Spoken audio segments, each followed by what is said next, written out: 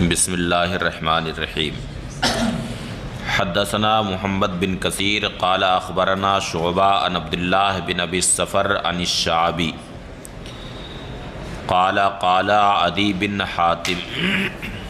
رضی اللہ تعالی عنہ سألت النبی صلی اللہ علیہ وسلم عن المعراج۔ امام شعبی فرماتے ہیں کہ حضرت عدی بن حاتم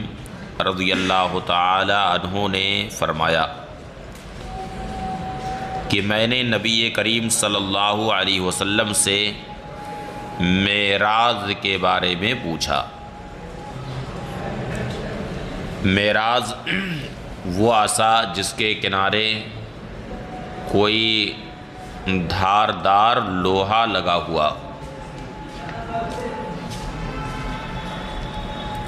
عصا معوجۃ الراس فی طرفہا حدیدہ،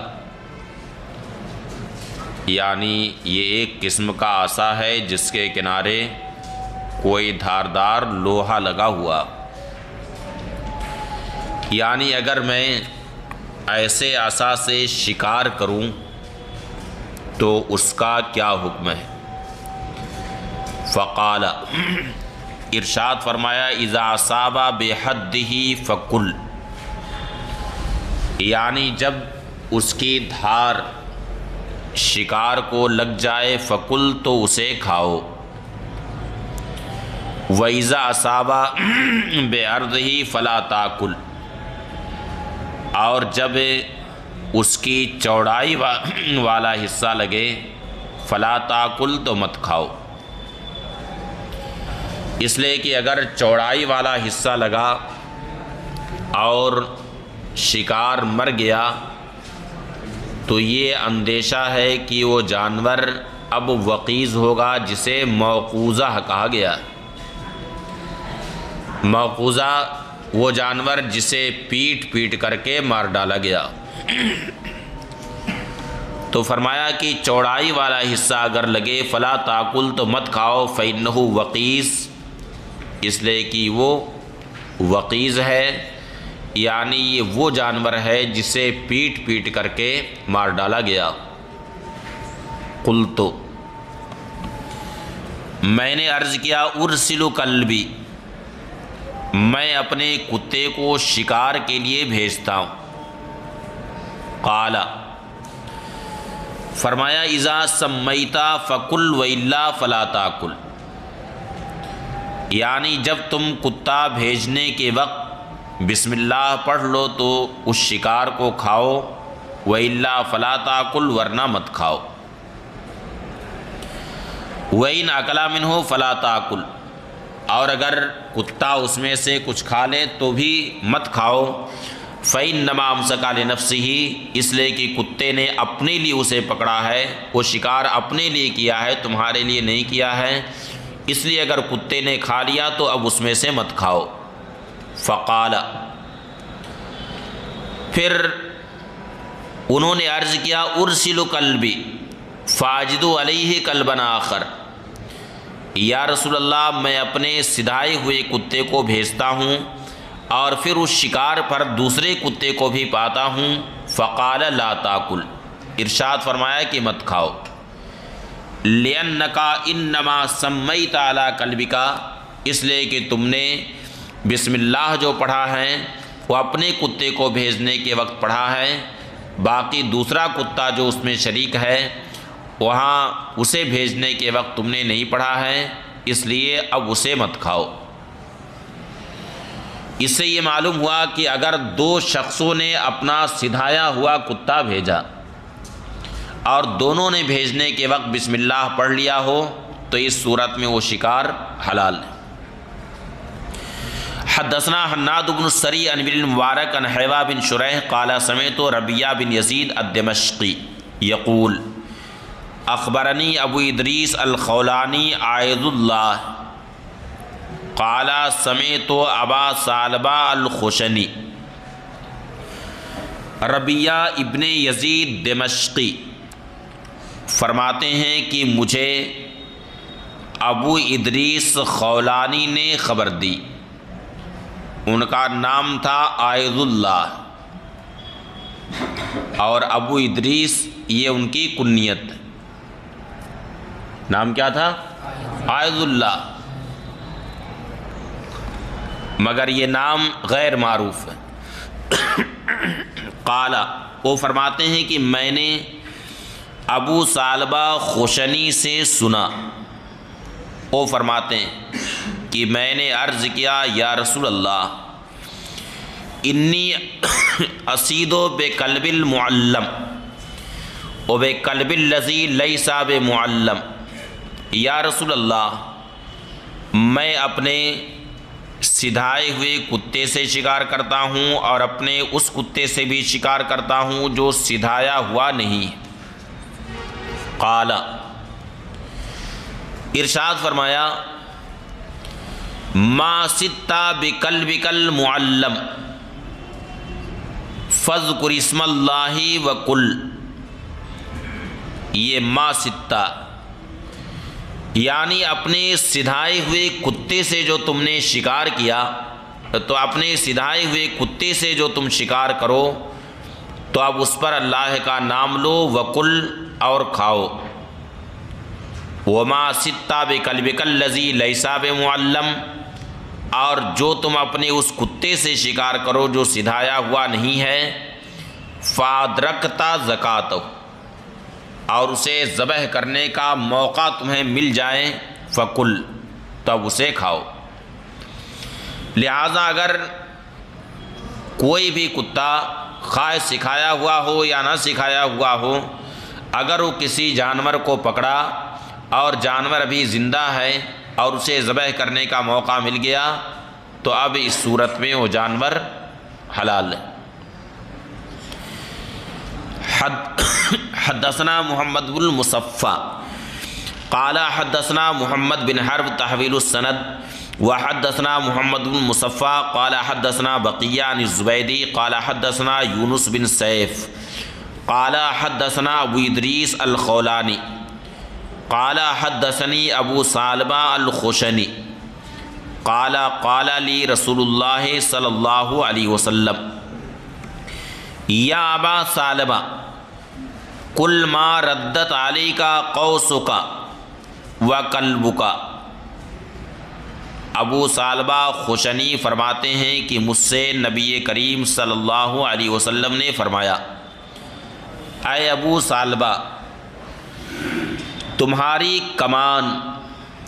اور تمہارا کتا تمہارے پاس جو واپس لے آئے تو اسے کھاؤ، یعنی تم نے بسم اللہ پڑھ کے اگر تیر چلایا ہے اور جانور کو تیر لگا اور جانور مر گیا، شکار مر گیا، تو اب اسے تم کھاؤ، اور اگر اس تیر سے جانور نہیں مرا ہے بلکہ زندہ ہے اور اسے ذبح کرنے کا موقع تمہیں مل گیا اور تم نے ذبح کر لیا تو اب بھی اسے کھاؤ۔ اسی طرح سے تمہارا سدھایا ہوا کتا جب کہ تم نے بسم اللہ پڑھ کے اسے بھیجا ہو، وہ تمہارے پاس جو واپس لے کر کے آئے تو اس میں سے کھاؤ۔ زادہ عن ابن حرب، ابن حرب سے یعنی محمد ابن المصفى نے یہ حدیث محمد ابن حرب سے بھی روایت کی ہے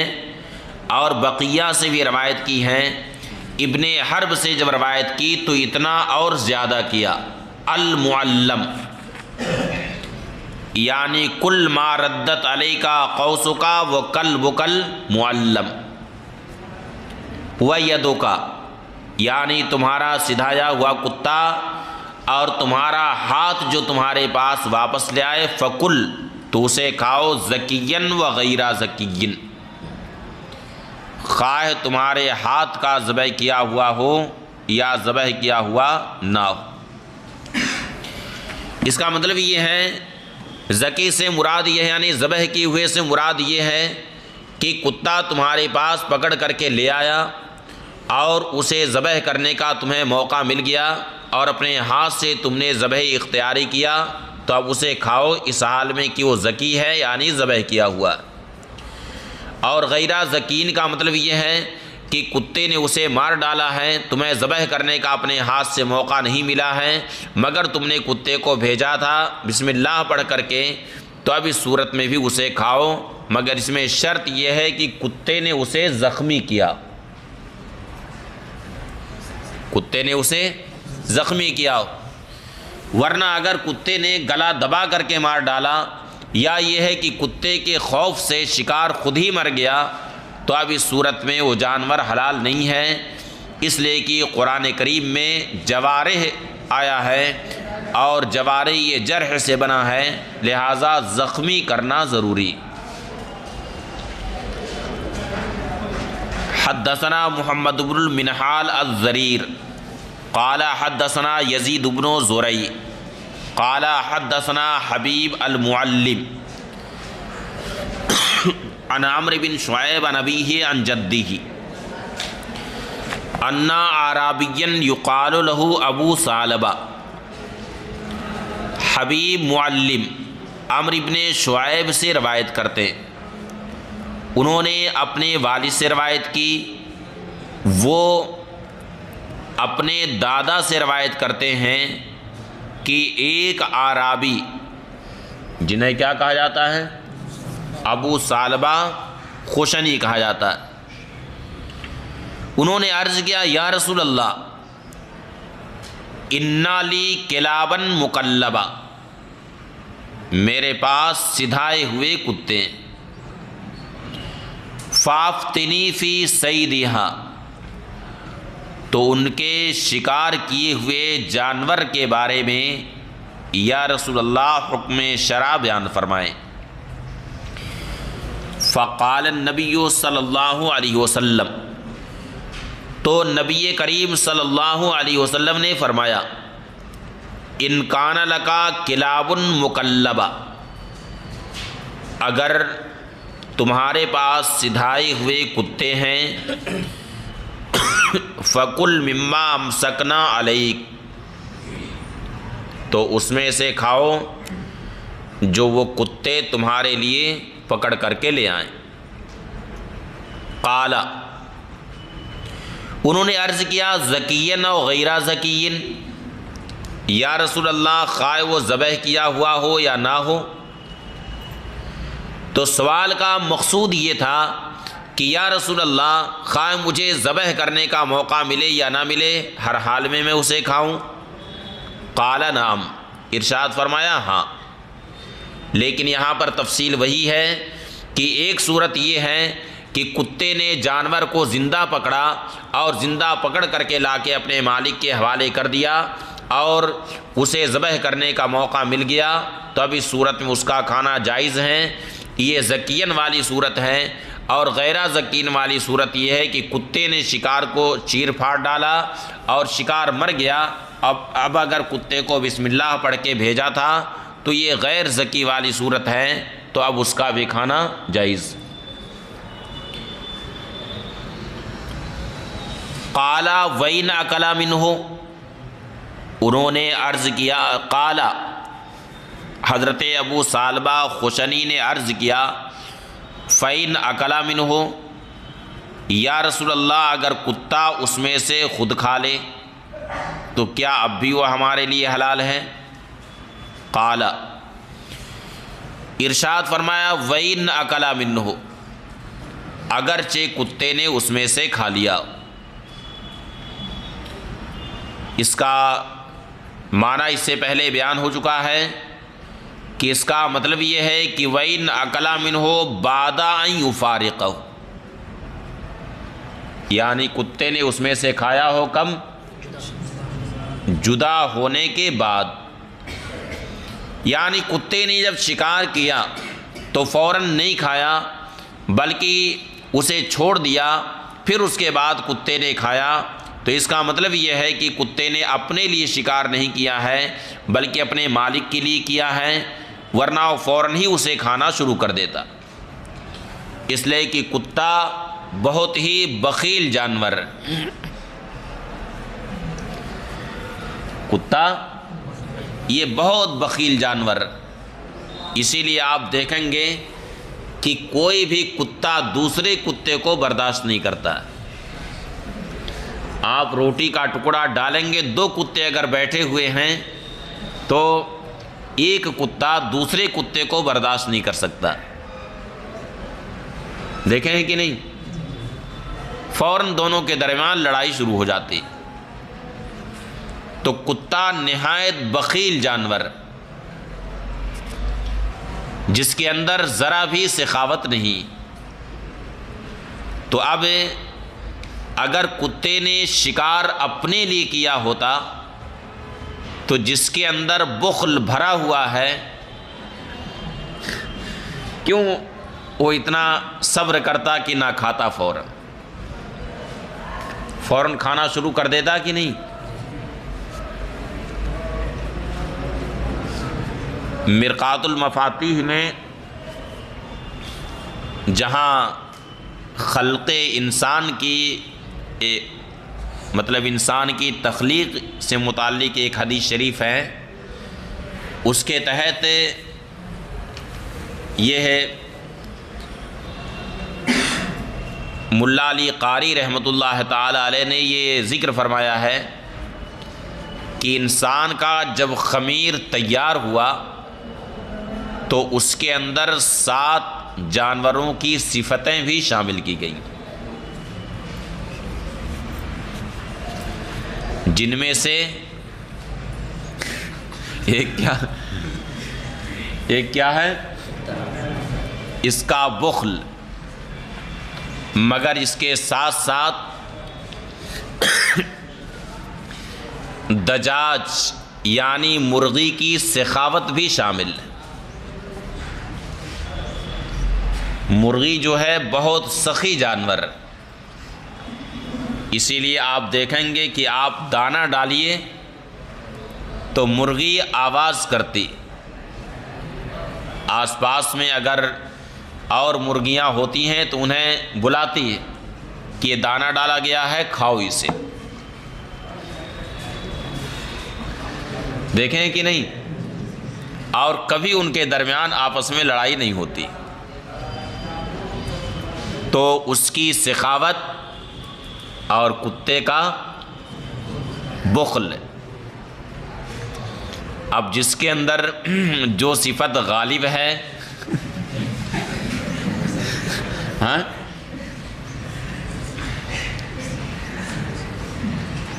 تو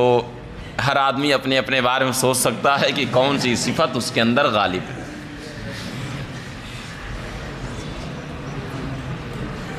اور انہی 7 جانوروں میں سے سانپ کا جذبہ انتقام اور شیر کی بصالت، یہ دونوں چیزیں بھی شامل ہیں۔ سانپ کے اندر انتقام کا جذبہ بہت زیادہ ہوتا ہے، بدلہ لینے کا جذبہ، اسی لیے آپ دیکھیں گے کہ اگر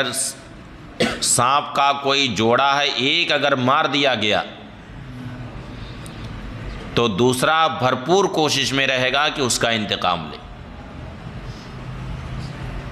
جذبہ انتقام سانپ کے اندر بہت زیادہ ہوتا ہے، تو اس کا یہ وصف بھی شامل ہے۔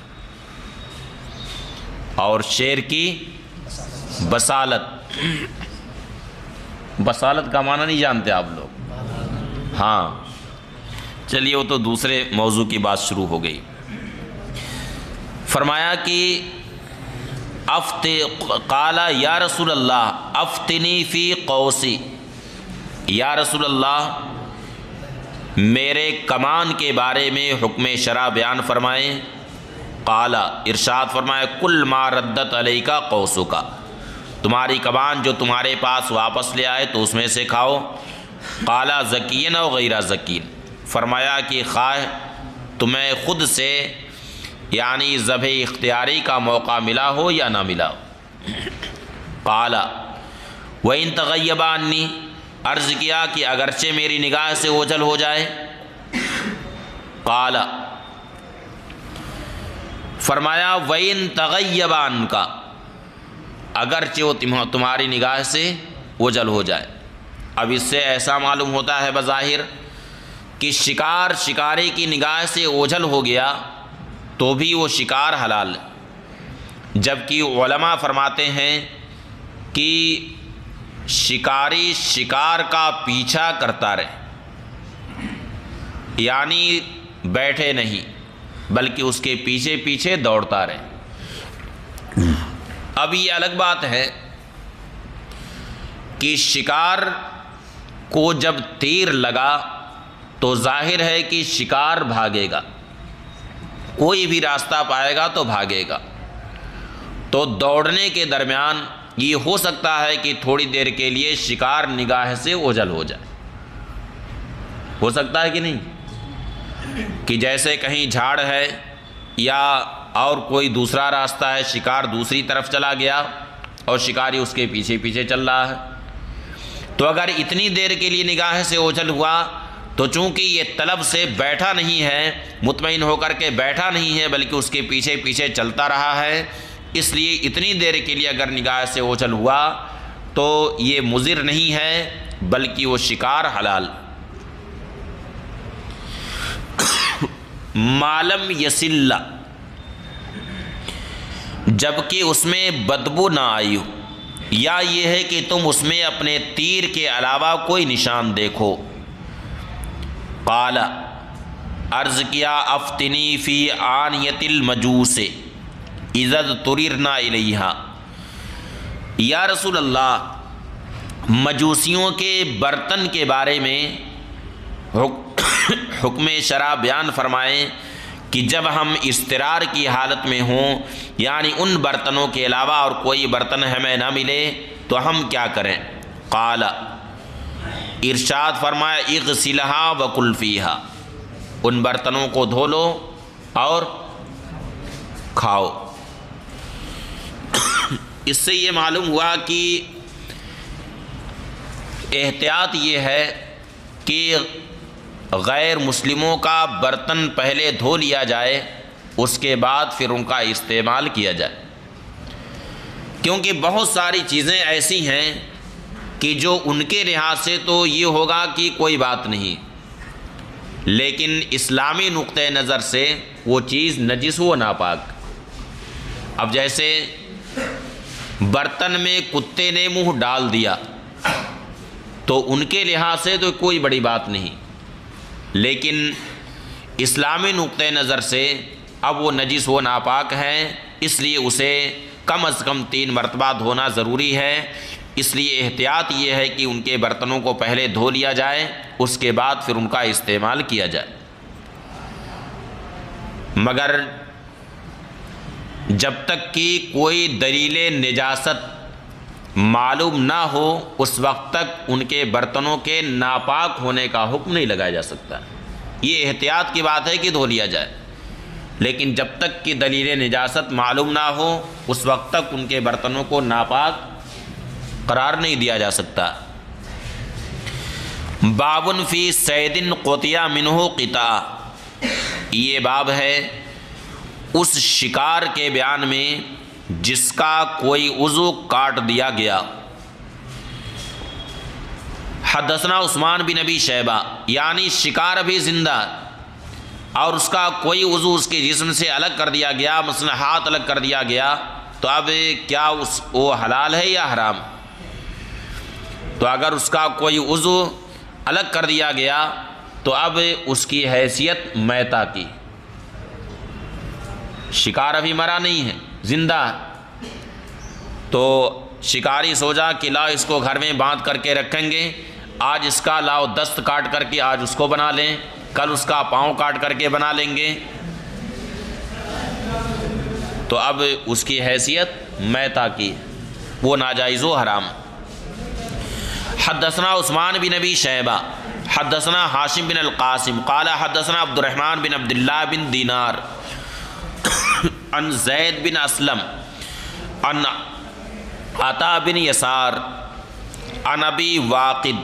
قال قال النبی صلی اللہ علیہ وسلم ما قطع من البہیمۃ وہی حیۃ فہی میتہ۔ حضرت ابو واقد لیثی رضی اللہ تعالی عنہ سے روایت،